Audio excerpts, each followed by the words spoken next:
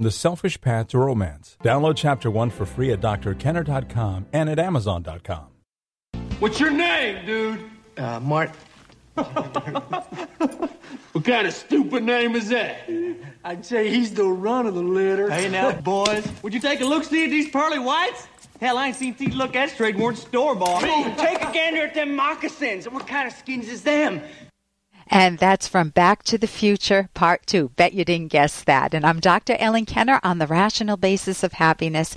And I'm a clinical psychologist here to take your calls and questions on anything that's bothering you, whether you have a bully in your life or someone's bullying your kids or you've been damaged by a bully. You know, some of us still carry the wounds of some childhood bully. You know, we still respond the way we did then. Maybe we just close off and we don't know how to speak our minds, or we appease people and we try to lick the boots of the bully, you know, try to say, oh, please don't hurt me anymore, I'll do whatever you want. And we can say that verbally or non-verbally, and you don't want to go through life like that. You don't want to feel in fear of other people's intimidation, and you don't want to become a bully yourself in response to that. You want to be able to be assertive, to be true to yourself, to state the facts, and to not be vulnerable to intimidation. And that takes a lot of thinking, and that takes a lot of skills, and it's an enormous accomplishment, even if you can approximate that, even if you can get close to that. And right now I want to turn to the phones and welcome Michelle. Michelle, you're dealing with your 6-year-old who's getting angry? Yes. Yeah. I have a 6-year-old daughter, and she is constantly throwing a fit, hitting people, throwing things, and I'm kind of at my end with all of it, and I've tried to get advice from family and friends, and I don't know what else to do. Okay. Was there a time when she wasn't hitting and she was a good girl, she just was your little darling, and then it switched? Well, she kind of gotten about 4.5, or around when she turned 4.5, she started, exhibiting some of these, blowing up and the angry outbursts, and if anything went wrong, she, had just immense reaction to it. But before then, she was pretty shy and withdrawn. If somebody looked at her, she would cry.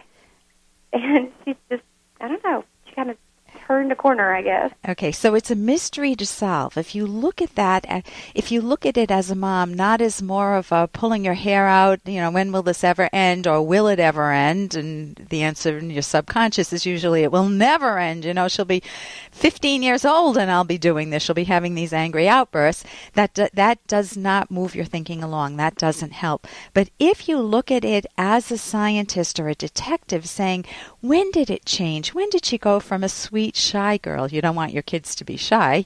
But, when did she go from a sweet, shy girl to becoming aggressive rather than assertive? That's an important switch to look at in her past. In hers, do you have any other kids in the family? Yes, we have 3 children total. We have a 3-year-old girl, and we have a 8-year-old boy. And an 8-year-old boy. Okay, so when it started to change, she was how old? You said she was 4.5 or yeah, 4? 4.5, uh-huh. So the 3-year-old was how old then? About a year. A year old. So something might have been happening then. Anything that you can recall? Well, our routine was pretty regular. We, when she was 5, we moved, but I really, not around that time, I don't really think of anything, terribly crazy that happened. The only one thing that I could think of was one time we were visiting my grandmother, and she had a diabetic problem, and she gave herself 2 shots of insulin, and she went into a diabetic coma, and we found her. And she what? She went into a diabetic coma. Okay. And we found her, called the emergency people, and we rushed her to the hospital and everything, and we followed her to the hospital. That's the only, humongously large event that I could think of trauma in her life. Okay, that's important. See, that's the detective work. If you think back what changed, that sometimes can give you important clues. Sometimes it is the addition of children to the family, which is why I asked you the sibling question, because very subtle things can happen when you have a new kid in the family. And there's a wonderful book that I will recommend. It's at my website, drkenner.com. And it's Siblings Without Rivalry. Okay. And another thing is there anybody that you know in her environment, whether it's at home or in school or with extended family, that has those types of outbursts?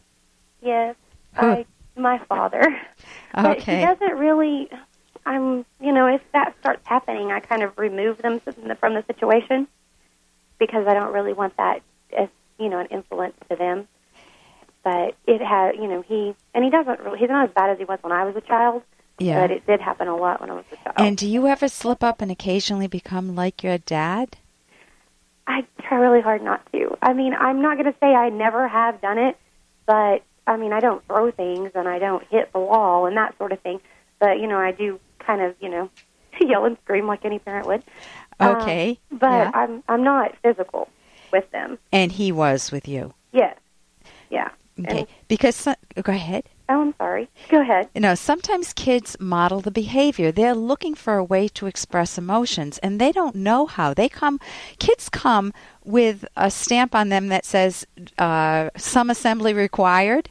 Mm-hmm. Meaning they don't know how to be civilized. So they might start by being shy. I was a very shy kid myself. And then I want to be able to speak my mind. Well, I can do it in very awkward ways. I can do it in mean ways, or I can do it in insecure ways. Kids don't have assertiveness skills. And guess what? Most adults don't either. We don't either. So one of the things that you want to help her with is to guide her, to gently tell her, oh, man, you sound so angry today. I'll give her a name, Amy. Amy, you sound so angry today. Tell me what's up. Number one, you can draw her out. Mm-hmm. So you name the emotion that you're hearing. Yeah, well, when I do, I have asked her, why are you angry? What is going on? What made you angry? And she makes this sound. Yeah. Like, and that's how she, when she's mad, that's what she does. Amy, when I hear you upset, I hear you say, later on, tell me what that means. Meaning she won't be ready. None of us like why questions when we have that very heated emotion going on, the why or the what, who, what, when, where, why. And there's a way of introducing a question where you're much more with your daughter, which is just to say, you recognize what you see. Honey, you seem angry. I can see you're making a fist with your hand. If your fist could talk, what would they say? I am so upset with my brother. Or something like whatever comes out. I don't know what would come out. Mm-hmm. But you start to help her express her anger in words. So it gives you more data as the detective mom. Then you can, you did say that she is having outbursts. She's not hitting, though? No, she does hit. Oh, she does hit. She hits, and she's a bit of a perfectionist. If she... we're doing school, we're working on a paper. If it goes wrong, she'd rather throw it away and start over. And she just continues that cycle. Usually, my son kind of did the same thing, but he would stop, eventually. But she's gone through 5, 6, 10 pieces of paper, just continuously, trying to correct herself, make it perfect. Okay, so if she has very high standards, then she'll never meet them, and then she'll always have that churning anger inside of her, not good enough, not good enough. So partly she needs to see examples, whether it's with a Disney character or a movie or friends or yourself, where you say, oh my gosh, you know what, I put too much salt into the bread. Let's see what happens to it. And you just let it go. You don't throw it all out. She needs to see examples of people being very good to themselves in the learning process rather than expecting the perfectionism. So I think those books, the book that I mentioned will help you in any books by those authors. But the Siblings Without Rivalry, will help. The goal is to limit the hitting behavior. You're really angry. Draw me a picture of it, honey.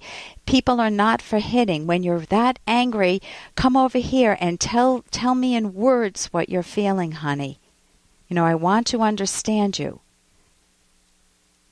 Okay. It's like drawing her out. The books will give you many more skills.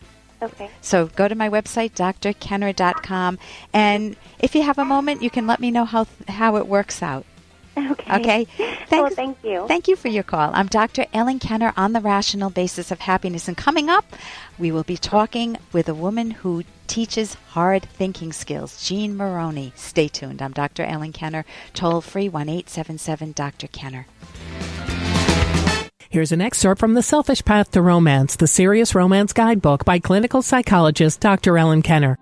The bond with an ideal romantic partner is the most intimate bond you can experience. A business friend might respond to your business expertise, a golf friend to your golfing ability, a socializing friend to your personality. But only a romantic partner is able to know your total self, including not just your body, but also the most intimate aspects of your soul. With a romantic soulmate, you get a mirror of yourself that even a close friend cannot provide. When a partner tells you what he or she appreciates about your character, for example, saying, "I love your warmth and sensuality," or in actions, for example, responding to you emotionally and intellectually, your partner provides you with a unique and priceless psychological mirror. You can download Chapter 1 for free by going to drkenner.com, and you can buy the book at amazon.com.